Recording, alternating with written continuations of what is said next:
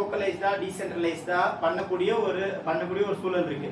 For example நம்மளோட உணவா இருக்கலாம், நம்மளோட க்ளோத்திங்கா இருக்கலாம், வீட்டுக்கு தேவையான சின்ன சின்ன பொருட்களா இருக்கலாம்.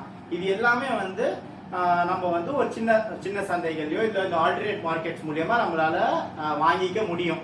ஸோ அதில் ஒரு முக்கியமான இது வந்து நம்ம இயற்கை விவசாயிகளுக்கான ஒரு இயக்கம் இருக்குல்ல, இந்த ஆர்கானிக் ஃபார்மிங் மூவ்மெண்ட்டே வந்து தமிழ்நாட்டில் வந்து ரொம்ப இன்ட்ரெஸ்டிங்காக டெவலப் ஆயிருக்கு.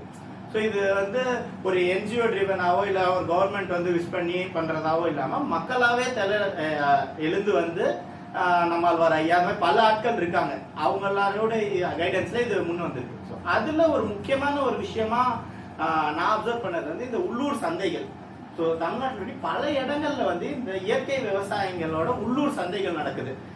ஸோ பெரிய மார்க்கெட்ஸில் நம்மளுக்கான இடங்கள் இல்லை அப்படின்றது தெரிஞ்சுக்கிட்டு அந்த ஆல்டர்னேட்ஸையுமே நம்ம விவசாயம் சார்ந்து வேலை செய்கிறவங்கலாம் உருவாக்கியிருக்காங்க. இப்போ தமிழ்நாட்டிலே எடுத்துக்கிட்டோம்னா நாங்களே சென்னையில் வந்து ஒன்று நடத்துகிறோம்.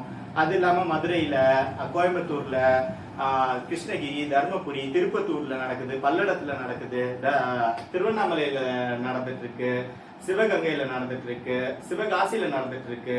ஸோ இந்த மாதிரி பல இடங்கள்ல பல பேர்